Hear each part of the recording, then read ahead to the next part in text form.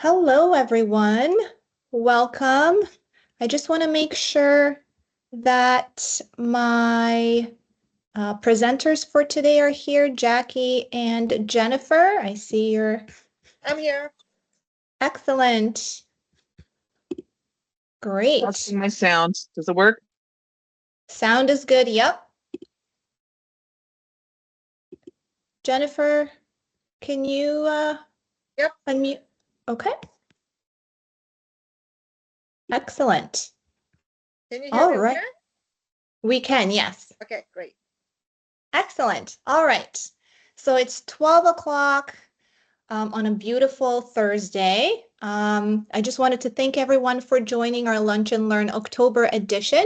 My name is Maya. I'm the Senior HR Consultant with H2R and your host for today. A few housekeeping items. As you can see, you have been muted. So if you have any questions, please use our chat or the Q&A box, and you may ask questions at any time. Today we have a special guest, Jennifer Roggemann. Jennifer is an immigration lawyer and owns a boutique firm focused exclusively on Canadian immigration law. Based in Kitchener, her firm serves clients from across the globe and provides advice about how to seek temporary residence, permanent residence, or citizenship. Jennifer is here today to speak to us about immigration updates and LMIA. We also have Jackie joining us today in a playful, fast and furious way. She will share as many coaching tools, techniques, and frameworks as possible to help you lift your coaching game. So as Jackie says, get your pen and papers ready or get your AI to take notes. This will be fun. And I will conclude our lunch and learn with a spotlight on learning snippets. So here we are, ready to start. I will send it over to you, Jennifer. Welcome. Good morning. How are ya? Maya, do you have my presentation, like a PowerPoint? I do, yes. Yeah. Yep. And can I ask you to flip as we go? Yes, of course. Okay. So hi everybody. It's kind of awkward to do it online because I usually do presentation in person, but I just want to let you know that the presentation itself is actually designed for the 80 minutes. So I'm going to do that in 20 minutes. So it's going to be fast and furious. So just hold tight. Let's get going. And this is, so I'm going to talk about a little bit about LMIA and of course the temporary foreign workers, because my understanding is that most of you are doing the HR related or HR related field. But before I start on this, I just want to give you like one weird kind of comments that you may not have heard. This area is really challenged for HR professional. It's because this whole process is to prove you're not good at your job. What I meant by that is your job is to find the human capitals for your companies. And this process, actually, you have to show that you couldn't find people. So a lot of times when I work with the HR department, they find that like this is so difficult. It is difficult because you cannot do your best of the performance, because I only ask everybody to do a reasonable effort to show that you cannot find the right or qualified Canadians in order for you to bring the foreign worker. So just to be aware of that oxymoronic situation you guys are in, and just to be comfortable with your discomfort. Okay, next page.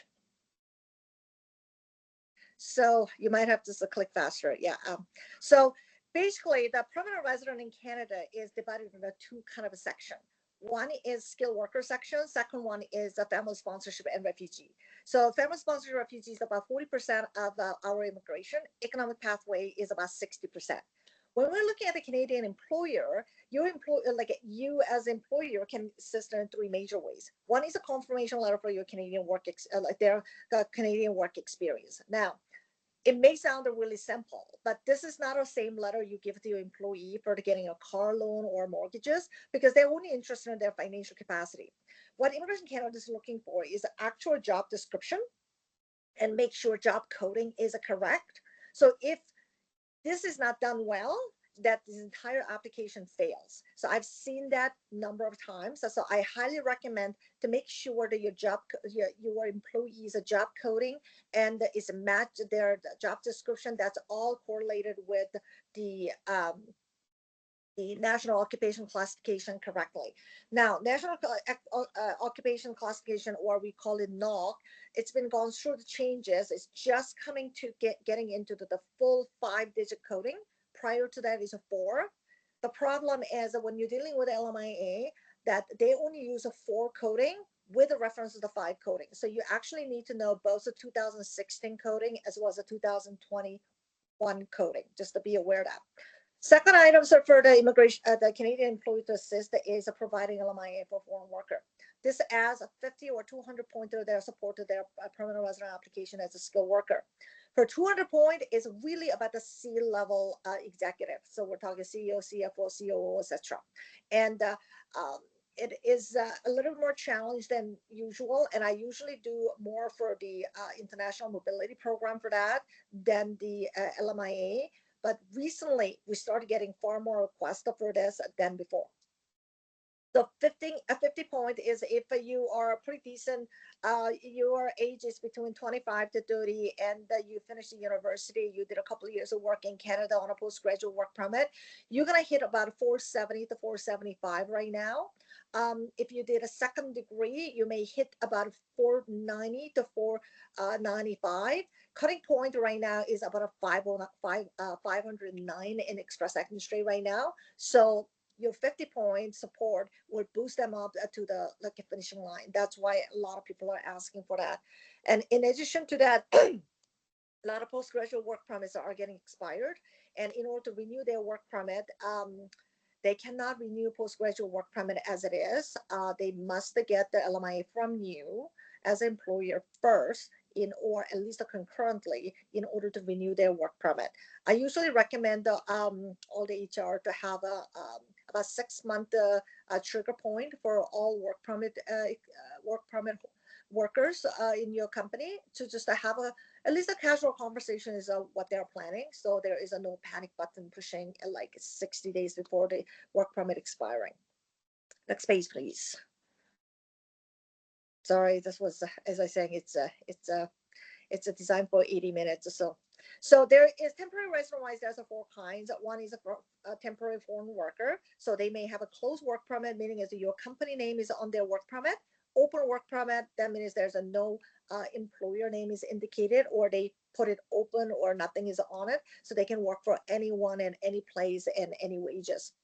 Study permit holder people, international students. Now, this is a really, really, really rocky place. As you probably noticed, since January, it's been changed about 6 zillion times. So at this point of time, believe it or not, they are still in the 20 hours per week. There was an announcement for the 24 hours a week, but it's not legislated yet, meaning is that there's no approval. So for the safety, if they are going to school and that they are at your workplaces, the maximum they can work right now is, in my opinion, is a 20. Some people argue for 24, but for 4 hours, I wouldn't argue too much. There's a refugee claimant who's an open work permit. Be aware that refugee claimant, they have unenforceable removal order on them. So the moment their hearing is done, if they lose the hearing, within 30 days of those enforcement order is activated, they must get out of Canada. And so just to be aware, they are super, super temporary. If they are approved a refugee or protected a person, then they have open work permit. They're safe to go. Next, please. Now, pathway through primary resident, there's 2 major ways. One is express entry, and the other one is all others under the universe. Express entry right now is for the high job coding as well, tier 0, 1, 2, 3. So 4, 5 is not going to be qualified, and the high English required. We're talking about level 9 out of 12 minimum. I usually recommend the 10 out of 12 if you want to make something out of it. There's a 4 category. Canadian experience class requires a 12-month work experience inside of Canada. Foreign skilled worker class, if you have a 12-month professional work anywhere in the world, may work. Federal trade work class, that is the people that who's in the job coding started with a 72 or 73 on no code. And professional nominee, this is only for the non online programs. those are the people that who are designate that they are interested in going to the particular province in Canada. So for example, in Ontario, we have a 9 program. One just got disabled, so we have 8 in essentially. 2 are based on their education, PhD or master. 3 of them are supported by employer. It's an employer-driven program. 3 is a non-employer required program, such as a French-speaking worker and the online application or the trade work or technical trade work. So if somebody's asking for you, I want you to support me for provincial nominee program as employer, what they're talking about specifically, 3 employer job offers stream under the Ontario immigration program. Now, if your workers are single, if they meet somebody, spouse sponsorship is a possibility. I talk about here Ontario, the immigrant nominee program. So there is a foreign worker program or worker in demand. Now, just want you to know, as of July 2024, they have increased the occupation list significantly. Prior to that, we only have about 10 to start with. They expanded to another 15 for the people who's working outside of a GTA area. Now they have increased that occupation for another 20 to 25 occupation. So I highly recommend you to review and see if any of the workers can get benefit. There are rural community area. Kitchener-Waterloo is not qualified, but if you're located in Sudbury or Thunder Bay, that's an opportunity. If any of your workers are speaking French, or they will do anything at this point, including learning French, level 5 is a requirement minimum for you to do the French speaking work permit. Now, just to be aware that only because we're outside of Quebec, that if you are indicating your job opportunity in your company is that French is an asset, definitely that will facilitate the French speaking work permit, and which require you to register offer of employment, but that's not required to do any advertisement or recruitment process. So we had a number of the employers that are interested in doing this one, but the problem is the employee must have their French, the proficiency test with a level 5 in all categories. If they can hit level 7 in all categories, they will be qualified for the French-speaking Ontario program, as well as French scores under the express entry is much lower than the average. So the average being is a 500 plus. The French score has gone down as low as a 350 to the right now is about a 440 is what French speakers will get the benefit. Last but the least, it's a humanitarian compassionate grounds application. This is sort of a catch-all. If you're desperate, this is last resort of all time. I usually don't recommend anybody who does not have a children in Canada, or the strong the family member, or that they've been here minimum 5 years of working life in Canada. Next page, please. Now, 5 tips when you meet your first foreign workers. Number 1, social insurance number. When it started with number 9, they're foreign workers. So they may be a student, there may be a temporary, the worker with the closed work permit, open work permit, whatever the matter is. If they are not a permanent resident or Canadian citizen, their social insurance number always starts with a 9. As you may know, that in Ontario, Human Rights Code prevents you asking the nationality or ethnicity. So, you can't ask it during the job interview. You just do the job interview as it is. Once they are selected, you'll be asking their social insurance number to starting their payroll. When and if you notice their social insurance number started with a 9, you have to ask them the basis for their working capacity in Canada. And you must have a copy of their work permit in your record. And based on what kind of work permit they have, you need to create some trigger system. So for example, expiry day of their work permit 6 months before the expiry day, so you can have some conversation. More than anything, first 3 months of a probation, that I'm sure that most of you put the probation on the new workers, you have to kind of figure it out whether this is the keeper or this is the person that you don't want to invest too much. Then you don't have to worry about too much. But once you start having a relationship, that's my second one. Do not start your working relationship with them. Meaning is, once you attach, you get to know them, and you know their wife and husband and their little children, and and all of a sudden you really want to help them, then like you slowly getting involved more and more into their immigration issues, that can be a challenge. Just to be aware that how much investment you wish to do. Now, once you get their work permit or study permit, please review what kind of permit they actually have. And this is where the problem, if they said, I have extended my work permit or I have extended my study permit, here is the application, here is the letter that I got as confirmation letter, it's been extended. You actually need to see even if that's expired, you need to see the original permit and make sure what kind of an extension they have done, whether they are able to work under that particular letter. Now, you need to have some end game plan, meaning is that once you hire this person, what is the 2 to 3 years look like? Because no work permit is a forever, meaning is that sooner or later that work permit will expire. So usually it's a 2 to 3 years at max that this work permit, this worker will end their the stay with you. So you have to kind of make sure, is this a keeper that you, this going to be the person that you want to invest and go through toward the end, or this is a person that is a more of a meeting you a labor gap at that point, but you're not interested in proceeding with a lot of investment. And the last tip I have is ask for help first. I tend to find that people usually come to me at the end, and it's really difficult to untangle the problem. I usually say the moment you find out there's an issue, that's like, don't try to remedy it yourself. At least to get some help, and wherever you could get. I mean, for sure that you should, check your help is actually workable and credible. But it's a good idea to have a plan in advance, even if that plan get amended as you go. Next, please. So labor market impact assessment, there's 3 elements. Number one, genuine offer of employment. The idea is this a real job or is it a nepotistic job? Meaning is that she's related to you somehow. And most of employers have no problem. Now, if your company is less than 3 years in operation, active business, this is where the ESDC is always going to ask about, the genuineness of your company. Is this still is actually active?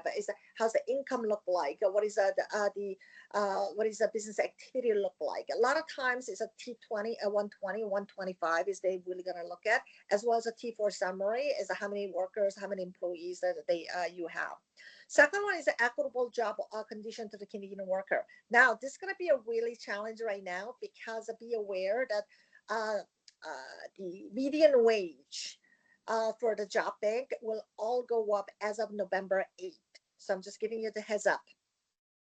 And Ontario median wage, which you need to figure it out in order to get a high or low wage LMIA application, that cutoff right now is at $28.39. That's going to go up to $34.07 as of November 8th. So just to be aware, because that's a huge chunk of the jump that they're doing is almost a 20% they're jumping. So just to be aware of that.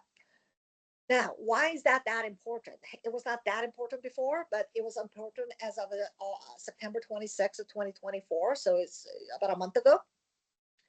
Now, for about a year, Immigration Canada has announced that if your region it has a more than 6% of unemployment rate, you cannot file LMIA for low wage unless they're exempted class. So exempted class is like a construction, nursing, and very, very like agricultural, very, very specific area. If it's not, that they're not even going to accept the LMIA to begin with. So just to be aware of that. Now, in order to get defined that's the job conditions equitable to Canadian worker, the most important part is whether you pay the median wage of the occupation you are applying for. So number one, you have to pick the occupation. Number two, you have to find the median wage. Once your median wage is less than $34.07, then you have to figure it out whether your company is located in the central metro area that has a less than 6% unemployment rate. Then you may go ahead. Number three, recruitment. You have to test your Canadian market for available worker. That basically is doing is advertisement for your job offer. Depending on a high or low, your number of advertisement needs to be changed. High wage, which is the only thing you could do at this point of time, is a 3, including job bank, which is a mandatory. Whereas if it's a low wage, you are lucky enough to be in that industry, or your area of the geographic area is less than with less than 6% unemployment rate, then you can go with a low wage. With a low wage, with including 3 that for the high wage, plus you have to do uh, recruitment, the targeting underrepresented group of people. Underrepresented group is a 5, and you have to pick 2. One is youth with challenges. So far, I have not met a youth without a challenge. I don't know about you. I have a teenage children, and they seem to have all the children challenges. But anyway, youth with challenges. I'm not exactly sure what is the definition. Number 2 is the newcomers, so the new immigrants. And number 3 is Aboriginal, Indigenous people. And the number 4 is people with a disability, people with a physical disability. And the last one is people who are on refugee system. How are you going to define, they're refugee or not? I have no idea, tell the honest truth. But what we got was, as long as you advertise it on a site that is targeted for the refugee claimant, they will accept that as a venue. Anyway, that's what you have to do. And then you have to do the job matching on job bank, which is the star system number 1 to 5. And for high wages, you have to interview anybody who has a star 4 or 5. And if it's a low wage, you have to interview anybody who is a star 2 and up. And from there, you have to report to the ESDC how you have worked out, test out the Canadian market, and you weren't able to find. Next page, please. Jennifer, can I just interrupt? We have a question from Sarah. Yeah. Does the wage change in November affect those employees who are currently on LMIA? I had understood it was only for LMIA applied for after November 1st, 2024. So for this purposes, yes, but they also have this weird rule that they just initiated, which so if you have LMI already approved, you have a decision in your hand as approval, I think that you can get away with it, unless on November 8th that they change the median wage for that particular NOC code. Okay. So under the LMIA, what happened is you hire somebody on X amount dollar because that was a median wage at the time of approval. A year later, if a median wage for that coding is go up, you're supposed to go up. You always have to meet median wage regardless. So that's how the system works. Okay. And Does just that make another, sense? This is one more thing. I think so. Yep. Just one more question from is there a service for employers to confirm the validity of study work permits as well as the extension letters? You just have to ask for the documents from the worker. And if they cannot produce the right documents, my recommendation is that's not the person you can actually, hire. I mean, you also have to think about this is, I'm assuming, the brand new worker. If they are not, upfront and, transparent, like, that goes through the integrity of the person. And I'm not so sure whether you want to hire that kind of person. Okay. So I do have a number of workers ask me to confirm that I am their lawyer and I have filed the extension, and that viability of that extension, I write those letters all the time. So if somebody says, hey, my consultant, my lawyer, or my next door neighbor has done this, your response is, that's great. Could I have a confirmation letter from that person with all the supporting documents? Understood. Okay, thank you. Okay. So let me just finish on that the median wage changes. Okay, median wage changes, if they're changed fast, like in 2021, 2022, they change it every 4 months. When they're slow and easy, they change it every 6 months, usually May and November. The reason that when they announced this on November 8th, the higher wage thing, there is a weird kind of caveat they put it in. So let's say that your wage is the median wage is at $36 for the sake of argument for whatever job you're hiring. But this person is not in Canada and not doing that job. So it's not an extension, but this is a brand new worker based on brand new LMIA. They're assessing it based on 20% above. That's what they're announced. We are trying to get the confirmation on that, if that's how they're going to roll, because that's really high, because this $34 is a median wage. you have to put, basically it has to be $40 for the brand new workers. So that's very, very significant. So I don't have a confirmation yet. As soon as I have, happy to share with you guys. Okay. By the way, since we're talking about this update, they release it today. For the next 3 year the immigration targets. So just to let you know that right now we had about a 500,000 was our the target for immigration. Now they're basically the permanent resident.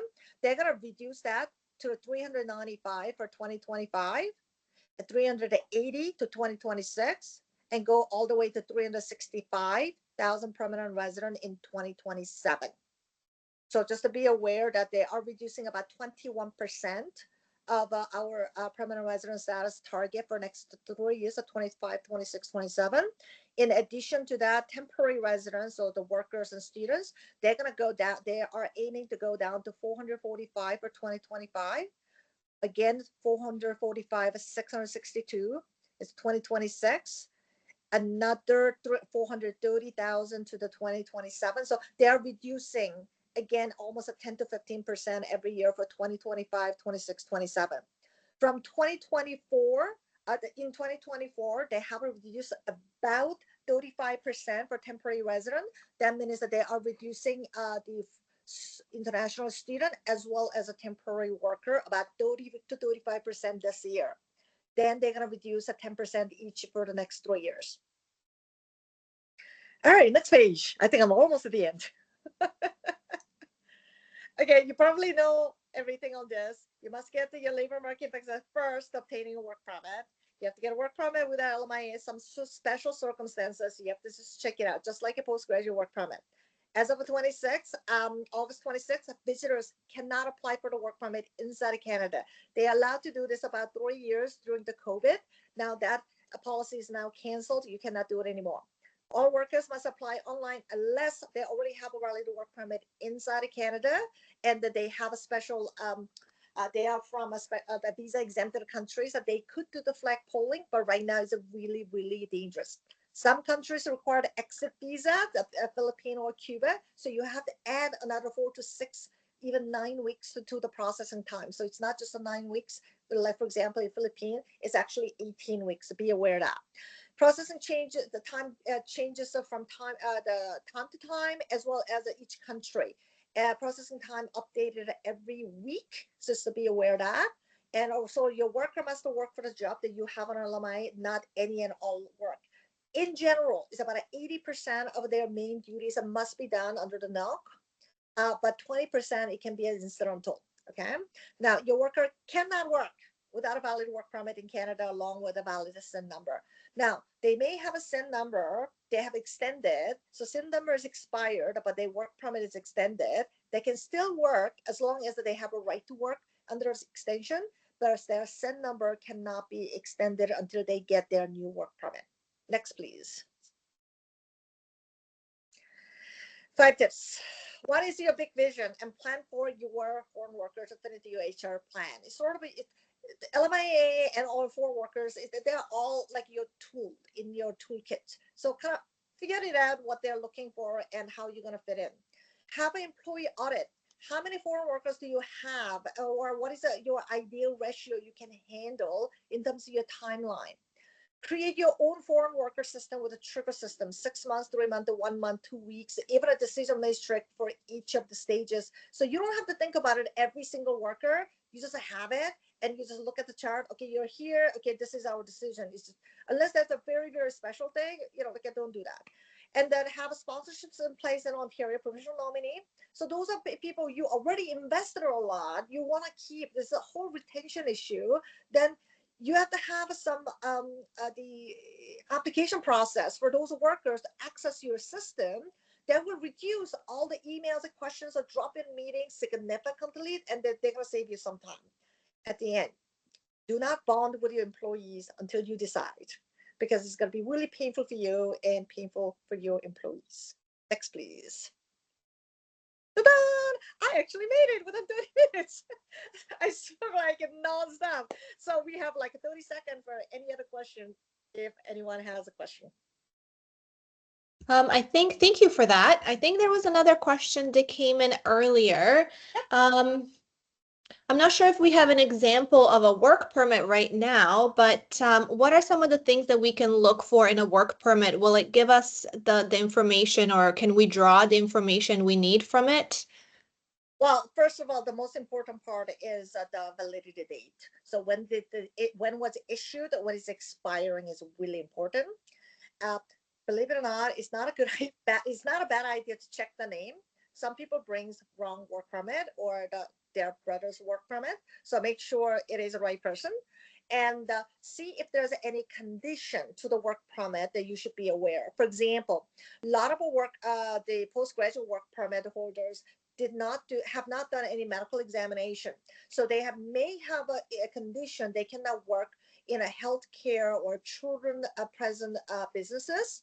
So if you are running a business like a child care facility or playground or anything to do with the gymnastic, the studio, etc., that worker may not be able to work for you because of that condition to the work permit. So you pretty much have to check everything on the work permit, but especially the name. If it's spelled correctly, it's the same as their passport. And number two, that they look at the validity, when it's issued, when it's expired, and if there's any special condition that's relevant to your business industry.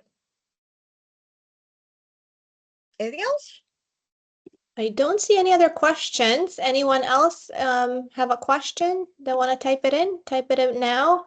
Otherwise, I just want to take a minute and thank you, Jennifer, for this wonderful presentation, for sharing some tips and tricks. I know it can be hard navigating immigration law right now, especially the LMIA process. So thank you again. How can we? Maya, I'm sorry, I'm just Yeah, looking at the chat box quickly. yep. So can we see an example of what work permit look like? If you do a Google with a Canadian work permit with the image, there's a million of them. So just and then I think I talked about the what information. Okay. Does the weight change? We talked about that. We Mhm. always monitor no code, but what we don't know is if no codes are going up by the same amount. No, no, you actually have to look at the median wage for each no code. Some stays the same, some don't. So what I talked about is $34.07 as of November 8th. That's a Ontario median wage that is a splitting high-low wage. But you also have to look at the median wage for the particular NOC code.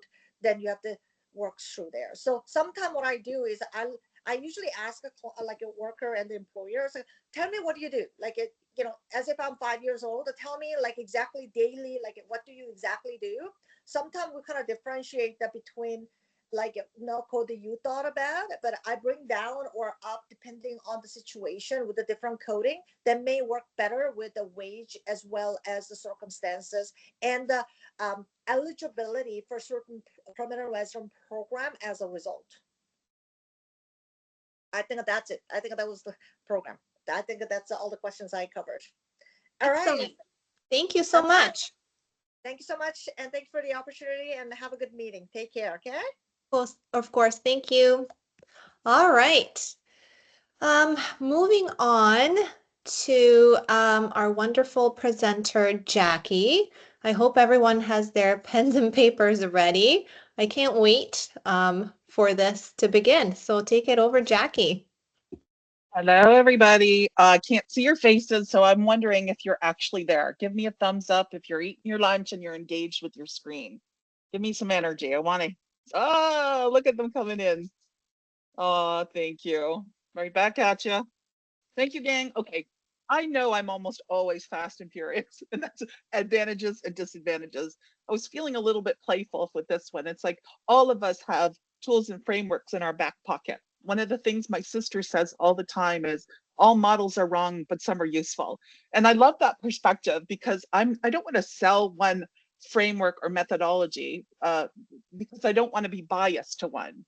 However, they're useful, right? And so you think about in today's really fast paced work environment, it's complex, right? There's a lot of complexities dealing with our teams, and collaboration can also feel like trying to solve a Rubik's Cube blindfolded. So let's use frameworks and models, because for me, they can be that trusty map that will guide us through the complexities and the maze of communication.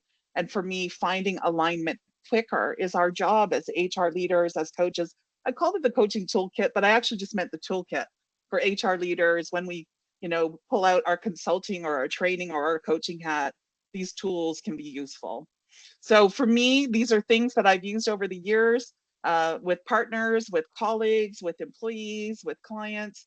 And so what I want to do is make sure people are finding that alignment quickly.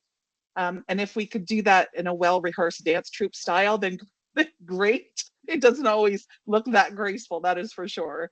So by leveraging some of these processes, some of these frameworks and approaches, we can foster streamlined processes. We can get more innovation, make sure that people are feeling heard and we have everyone's perspectives as we're solving things. So I've got 15 here. Maya and I have a bet on whether or not I can get through them.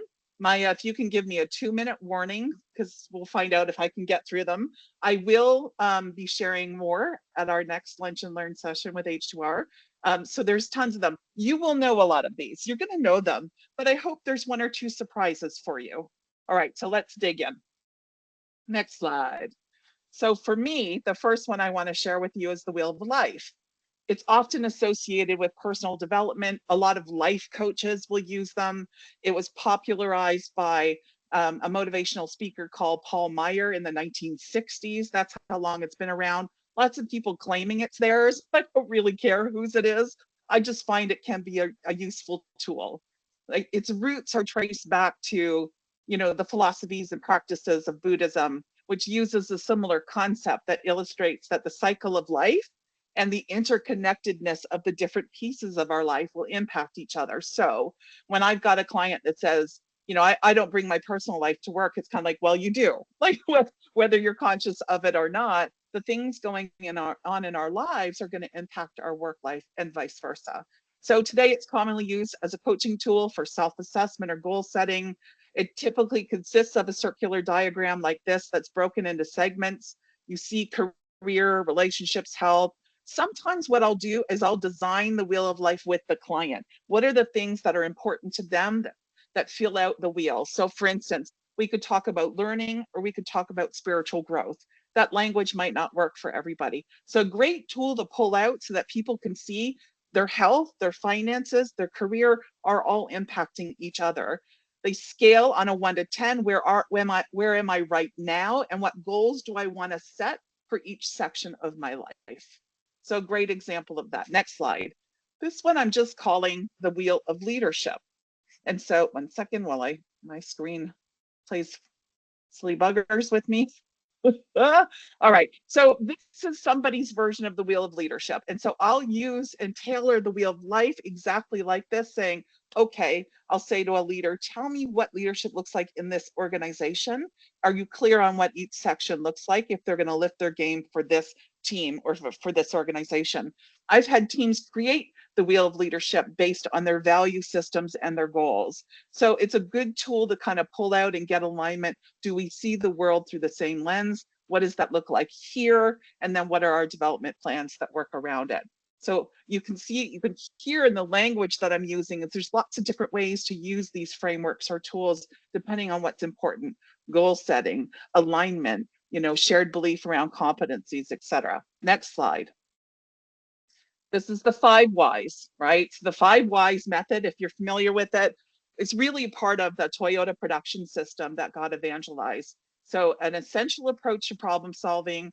The gentleman that developed it is a Japanese inventor called, I think it was Sakichi Toyota, and it's not Toyota, Toyota.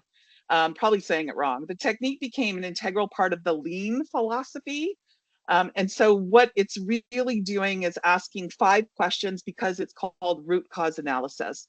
So if I've got people that are trying to innovate and solve a problem, what I want to do is take them through the 5 whys to help them align around what is the actual root cause that they're trying to solve for. So let's go to the next slide. And this is just an example of that, right? So taking a look at, hang on 1 second. So, problem, ran through the red light. Why? I was late for work. Why? Well, I woke up late. Why? My alarm didn't work. Why? The battery was dead. Why? I forgot to check it. So a simple, silly example, but it's interesting for me when we whip out the 5 whys and when I'm facilitating a team or organizational meeting, I'll force them even out. They think they've solved it in 2 or sometimes 3. And I'm like, bear with me. Let's just peel back. And every time you actually land on the root cause analysis, you feel the room change, virtually or in person. So I find it a really helpful tool just to make sure we're taking in all the data, understand the root cause of something. All right, next one. Doing a time check, I'm talking really fast. I'm also really curious if Pat's AI are capturing my words in the note taking. All right, so the ladder of inference. For me, Chris Argyris is an expert around learning frameworks. So he was the former professor. Chris Argyris is the one that developed this tool. So we act and we make decisions based on the conclusions that we make, the assumptions and conclusions that we form in our own heads. But we tend to jump to those conclusions and we often will skip important parts of the reasoning process. So that's when I'm going to pull out the ladder of inference to figure out what are they inferring? What are their assumptions or beliefs? Its tool is to help you fill in the gaps of your thinking and to make decisions based on real data where possible, based on reality. It's also helpful to challenge other people's thinking, to help them think through what inference or what conclusion did you make based on what data.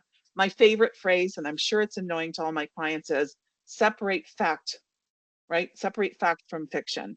What are you believing to be true, but what is really true? It's a powerful tool that's used often by coaches and HR leaders to improve, communication, to check in with ourselves in terms of our own self-awareness, to check in the self-awareness of a team or organization. It's going to help with better decision making. Frankly, it helps with conflict, to make sure that we're not creating conflict based on the assumptions and the biases that we have. So it helps with decision making. It's going to help with enhancing communication, identifying those assumptions. I use it individually, and I've also used it in the context of teams. All right, next one, please. This one is one that probably all of you are familiar with, but it's one of those, oldie but a goodie. The Eisenhower matrix is a way to organize tasks by what's urgent and important, so that we can prioritize important work better. So Dwight D. Eisenhower, the 34th president of the United States and a 5-star general during the World War II, presented the idea so he presented the idea. It was actually in a speech, if I recall, quoted a university president at the time in a speech, and he had said, I have 2 kinds of problems, urgent and the important. The urgent are not important. The important are never urgent. And it's like, damn, it's so true. So it's something as simple as this that every once in a while I forget to pull it out. When I do it, people always go, oh yeah, this would be useful right now. So a long to-do list of tasks that can feel overwhelming, the idea is to go through them to help figure out what quadrant do they sit in. Is this urgent and important, or is it just important? And not just, because what we really want is high performing organizations and teams spend their time in the important, the urgent and the important, not just the urgent. So the application is for goal setting. It's really good for time management. It's important for accountability, making sure that there's alignment, right? Managing our workload, lots of reasons to use the Eisenhower matrix. All right, next one. For instance, with the H2R boot camp, I've created one of the sections of the program is specifically around managing systems change. And so I introduced different change management models. This one is the ADKAR model. So change management essentially came out of or derived out of the ProSci methodology for some of you that are probably certified in that change management model. To elaborate, the methodology or theory is inspired from reflections that came from different leaders and stakeholders globally to help them design the ADKAR model. It explains processes, techniques, it looks at tools, control measures. So we're going to look at, and I'll say, you don't have to follow any of these change management models, but it should be something you keep pulling out to say, have we done a good job of creating awareness, right? It refers to the awareness within the org with respect to the need for the change. Is there shared understanding for the need for the change? Is there the desire the stakeholders within the company have for just participating in the process? Is there desire to support the change implementation? And then it looks at knowledge. The next step relates to the criteria of knowledge that people responsible for the execution of the change should possess. So do we align on what knowledge needs to be in place to make this happen? We're going to look at ability. The criteria for ability refers to like skills and areas of expertise and competencies, behaviors needed for the change. Do we align on what those are, and who are the people that need to embrace and gain that knowledge and the ability? And of course, reinforcement. So after change is implemented, it needs to be enforced in the workday. Do we align on how we're doing that, when we're doing that, who is doing that? So to me, it's not going to solve all the problems, but it's going to keep you give you a frame of reference to make sure you're thinking strategically and intentionally as you navigate through some sort of big change. Okay, let's go to the next one. All right, this one's been coming up a lot for me. So the Kubler-Ross change model.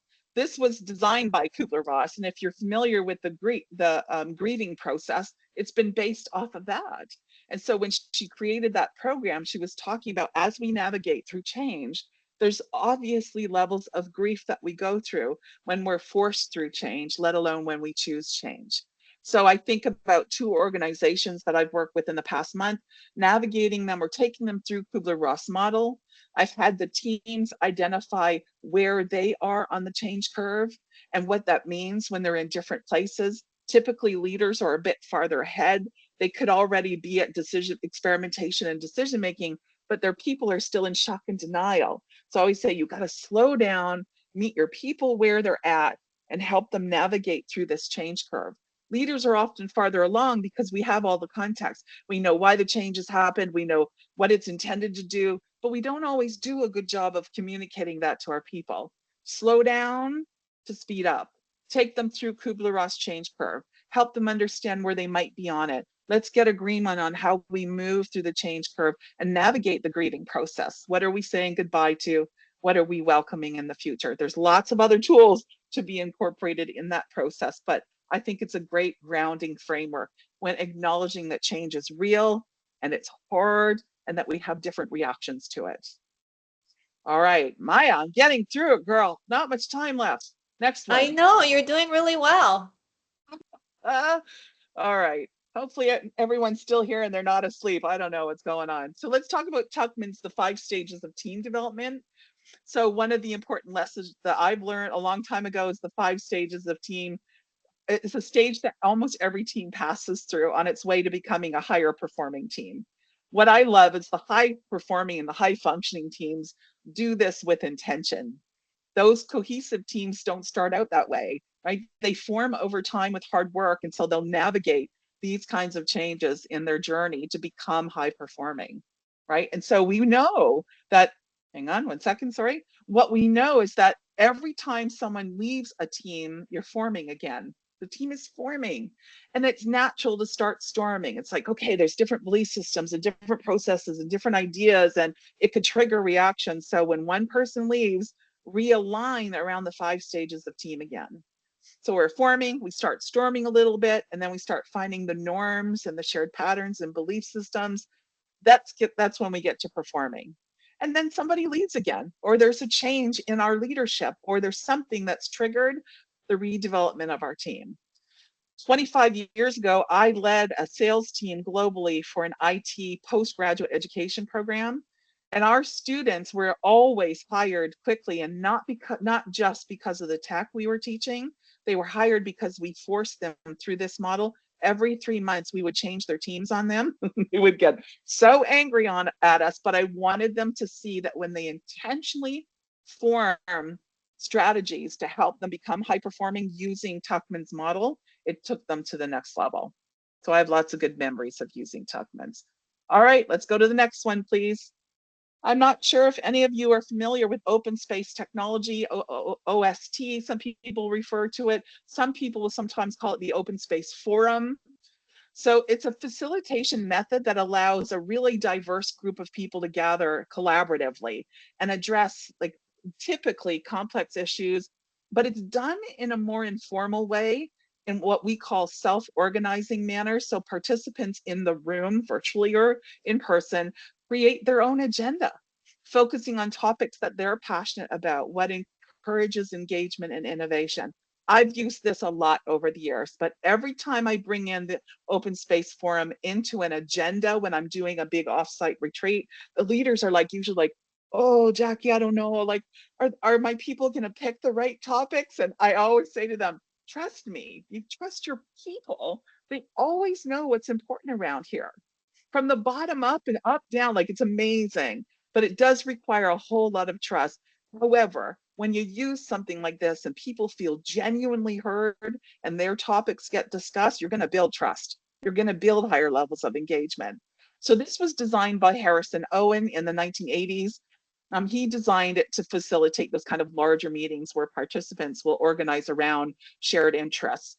There's a couple of things. If you look at the slide a little closer, you will get copies of this. We talk about the 4 principles. Whoever comes are the right people. So whoever shows up, we're meant to be there. Whatever happens is the only thing that could have. So that's a thing that people are like, what does that mean? It's like the outcome of the time we spent together is what was needed to be achieved. When it starts, it starts. When it ends, it ends. And we used to call it the law of 2 feet. You know, as someone who's losing her ability to walk, I love that we've reframed it now. We call it the law of mobility, which simply means that you are responsible for your own. So if I'm in a room and they've got 7 agenda items, but only 2 interest me, I'm going to only join 2 of those sessions. And hopefully I've done a decent job of explaining open space forum. All right, let's go to the next one. This one, these 2 for me are the most complicated. There's a lot of complexity around using these tools or frameworks. This one is appreciative inquiry. So the core principles of appreciative inquiry was described in the philosophy and the creator by David Cooperator. So he's the one that created this with his advisor at Case Western. It's really what he calls asset-based or strength-based approach to systems change. So as a change management consultant, I loved incorporating appreciative inquiry into things like a big open space forum or even a facilitated session around a specific topic. What that means is I'm going to use questions that are not deficient based, but questions that are what we call positive idea generation. Instead of what's wrong, it's what's possible. Instead of what's broken, right? Again, what's possible here? What has worked? What do we need to do more of based on our strengths? That's what appreciative inquiry. And what's interesting, especially as a consultant and a coach that comes in, we were trained for so many years to go on what's broken. How about what's working well? And we're going to do more of that. And what would that look like? So it's grounded in social constructivist theory, which posits that human development is fundamentally a social process.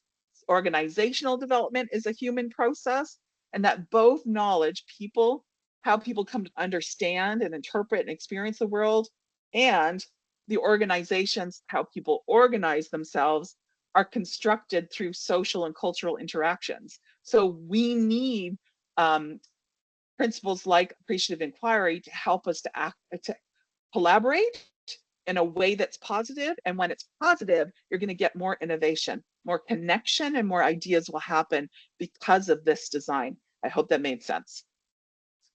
All right, let's go to the next one. Team charters.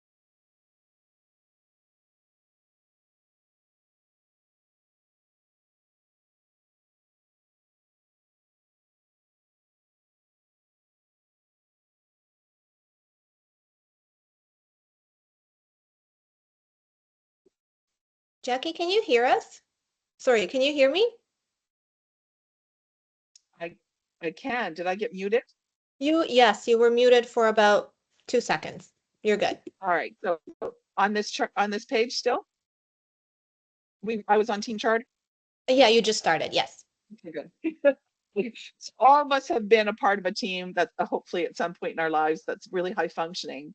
The ones that do it really well, again, I'm using the word intentionality, like strategically thinking with intention, what are the processes that we can put in place to make sure that our team is high functioning? So we'll align around things like, what is our what is our mission as a team? What are our goals? What are our responsibilities?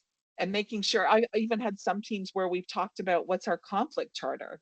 So here's our team charter, but how do we agree to be in conflict with each other? So being intentional about how we organize ourselves as individual teams. Great tool. Let's go to the next one. Checking the time. I'm going to see if I can squeeze this out in 2 minutes. All right. Values audit, what is it? It's a team technique that's designed to make sure that it's not just lived values, but we want to, the values that are on the wall or on our website. What I want is espoused values. What we want is lived values, and making sure that those two things are exactly the same thing. So why use it? Make sure that we have a discipline in place that's brought to life, that the values are actually being lived. We recruit by values, we fire by values, but sometimes unconsciously. We need to do a better job in organizations of making sure that those values are being lived and operationalized in everything we do. All right, next one. I think I only have 2 more. I just want to make sure that I have enough time just to wrap up and do a quick spotlight on our learning and development learning snippets. So if you can just finish this one, see if we have any questions, and then we can squeeze those into part 2, which is next month. That sounds great. This is the LID template for meetings. It simply means make sure you're balancing out your meetings with learning, information, and dialogue. And so many times we're just creating meetings, only look at information. So use a template like this to design really great meetings. Next slide. These are the 3 phases of transition created by William Bridges. And so what we want to do is give people a framework to remember that sometimes when things end, right, that phase is about letting go. It's saying goodbye to old practices. It's acknowledging feelings of loss. We're in the neutral zone. It feels uncertain. It's a bit ambiguous. We're kind of experimenting. And then there's always the new beginnings, that final phase of acceptance of new ideas, of new leaders, of new projects, and starting to embrace the change. Again, kind of like Kubler-Ross, it could be a really cool model to use. And I will save the very last one, next 2 slides, for the next session. Thank you, everybody, for listening. Hopefully you got a little nugget or 2 out of there. Thanks, Jackie. I don't see any questions, but I have a question. Which one is your favorite framework to, the one you usually go to? Oh my goodness, that's a good question.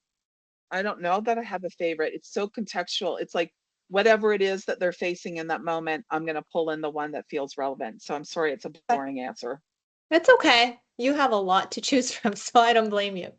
All right, so for those who are on the call, we are going to have a part 2. Very exciting, and I want to thank Jackie for joining us today again. And I do actually, before I jump into the learning snippets, we're actually working with Jackie and other coaches on our team to bring you some exciting coaching packages. So if you're interested, please reach out. We would love to learn more about your pain points and discuss some of our packages with you. All right, so learning snippets. We partnered with Dialectic, a local company that helps companies improve the way people work, learn, and collaborate through person-centered design and the latest in social science. They develop learning snippets, which are scenario-based micro-learning programs designed to train learners whose busy schedules make traditional learning unfeasible due to time. And what's cool about these snippets is that we know that scenarios are a powerful tool for changing behavior because they allow learners to practice the skills they'll need in the real world. Next slide. We have over 10 learning snippets and programs centered around DE&I. As you can see here, inclusive leadership, mental wellness at work, offsetting racial bias, psychological safety, religious inclusions. So if you want to learn more about these snippets, we provide live demos so you can actually see what you're getting. Reach out to us and we would be happy to meet with you. All right, so we are right on time, 12:59. I want to thank all of our speakers and you for joining us today. We will see you next month in November and hope you have a joyful rest of your day. See everyone next month. Bye for now.